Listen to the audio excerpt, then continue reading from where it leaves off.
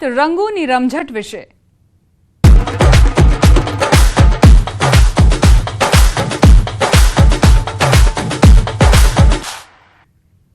યાત્રાધામ શામળાજી ખાતે આજે રંગોત્સવની ઉજવણી ભગવાન શામળિયા આબિલ ગુલાલ રંગે રંગાયા ચાંદીની પિચકારી દ્વારા કેસુડાનો રંગ લગાડવામાં આવ્યો રંગોત્સવના પાવન પર્વે ભગવાનને વિશેષ શણગાર કરાયો સવારની શણગાર આરતી પહેલા રંગોત્સવ ઉજવાયો હજારો ભક્તોએ ભગવાન સંગ મનાવી ધૂળેટીના રંગમાં રંગાયેલા જોવા મળ્યા ભક્તો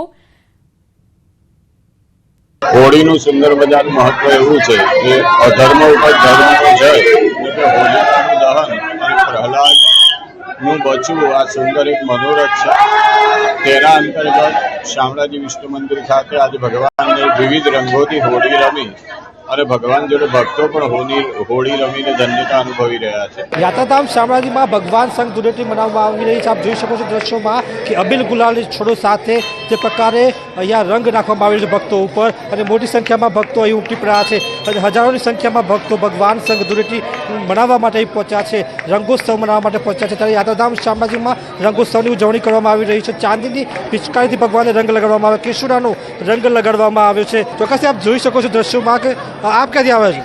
હું અરવલ્લી જિલ્લામાંથી આકરોન ગામથી આવું છું અને ભગવાનના મંદિરમાં એટલી મજા આવી હોલી હે બહુ મજા આવી ભગવાનની હોલી હે। આપણે જોઈ શકો છો કેટલો આનંદ છે લોકોમાં આપણે દૂર દૂરથી ભક્તો પહોંચ્યા છે અને ખાસ કરીને ભક્તોમાં અંદરનો આનંદ જોઈ શકાય છે કે રંગ ભગવાન સંગ ધૂળેટી મનાવવાનો જે તહેવાર છે કહી શકાય કે જે પ્રકારે બનારસમાં જે માહોલ હોય છે તે પ્રકારનો માહોલ અહીં શામળાજીમાં જોવા મળી રહ્યું છે અને ખાસ કરીને યાત્રાધામ શામળાજીમાં ભગવાન શામળિયા સંગ ધૂળેટીનો પર્વ મનાવવામાં આવ્યો છે। હાર્દિક પટેલ ન્યૂઝ 18 ગુજરાતી શામળાજી।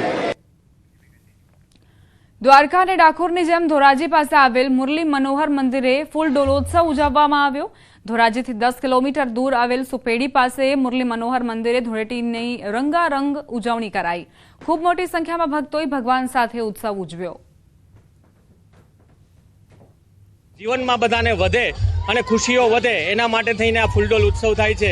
આજે ભગવાન નાના સ્વરૂપમાં બહાર આવ્યા છે અને આજે ભક્તો સાથે રંગોથી રમે છે અને ખૂબ જ ખુશીનો માહોલ છે। દ્વારકા ડાકોર અને સુપેડી જે 3 મંદિરની મહિમા છે એવી રીતે દ્વારકા ડાકોરમાં જેમ ફૂલડોલ અને મહોત્સવ જેમ રંગે ચંગે ઉજવવામાં આવે એમ સુપેડી મુરલી મનોહરમાં પણ એ જ કાર્યક્રમ રંગોત્સવ કે બોડી સંખ્યામાં ભક્ત સમુદાય દ્વારા આ રંગોત્સવ મનાવવામાં આવે છે।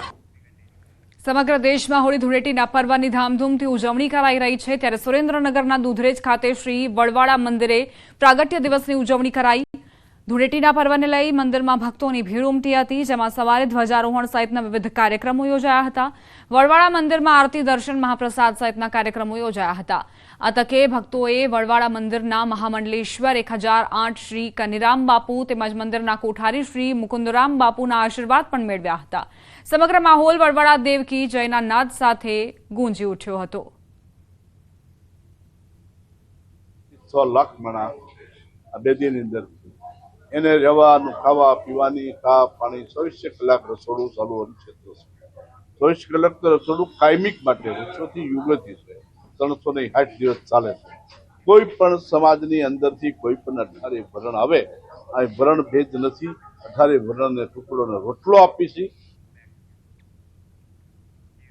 હોય શ્રદ્ધા તો પુરાવાની કોઈ જરૂર નથી આ ઉક્તિ પંચમહાલમાં સાર્થક થઈ છે હોળી અને ધૂળેટી પર્વની પંચમહાલ જિલ્લામાં ઉત્સાહ સાથે ઉજવણી કરાઈ મોરવા હડફના ખાબડા ગામમાં આવેલા વડ નીચે હોળિકા દહન સાથે પરંપરાગત ચૂલનો મેળો યોજાયો જેમાં શ્રદ્ધાળુઓ ચર્મરોગ અને સંતાન પ્રાપ્તિ સહિતની અનેક મનોકામનાઓ મનમાં નક્કી કરી ચૂલની પ્રદક્ષિણા કરી શ્રીફળ વધેરવાની માનતા લેતા હોય છે જે પૂર્ણ થતા આસ્થાળુઓ ઠંડી અને ગરમ ચૂલમાં પગ મૂકી પસાર થઈ પોતાની માનતા પૂરી કરે છે જોકે ગરમ ચૂલમાં હોળિકા દહન સ્થળેથી ગરમ અંગારા લાવી ચૂલમાં મૂકવામાં આવતા હોય છે જેમાંથી નાના બાળકો સહિત આસ્થાભેર પસાર થતા હોવા છતાં કોઈ અસર નથી થતી આજુબાજુ વિસ્તારના 50 ગામમાંથી અહીં મેળો માણવા અને પોતાની મનોકામના પૂર્ણ કરવા જનમેદની આવી પહોંચી હતી ત્યારે આજે પણ ગ્રામ્ય વિસ્તારોમાં પરંપરાગત આસ્થાને કોઈ ડગાવી નથી શક્યું।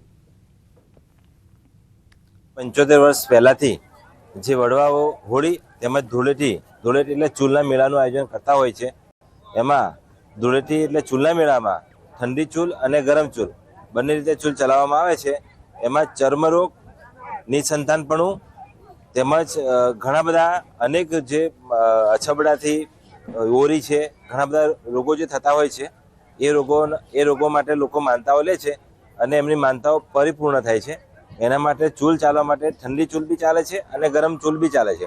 આજુબાજુના મિનિમમ 50 ગામના લોકો આસ્થા અને પરંપરાગત રીતે શ્રદ્ધા વિશ્વાસ સાથે અહીંયા ઉજવવામાં આવે છે. ધૂળેટી અને હોળી એની અંદર ઠંડી ચૂલ ચાલવામાં આવે છે અને ગરમ ચૂલ પણ 1 વાગ્યા પછી ચાલવામાં આવે છે. એની અંદર જે ગામડાના લોકો છે એની અંદર એવી આસ્થા છે કે જે ચર્મરોગ છે, બાહ્ય રોગ છે, આંતરિક રોગ છે, આ બધા રોગ મટી જાય છે. મારા છોકરાની બાધા રાખેલી ખાબડાની છું. મારા છોકરાને ટાળી છે, મારા છોકરીને બેને નીકળતી મેં માનતા રાખી ખાબડાની.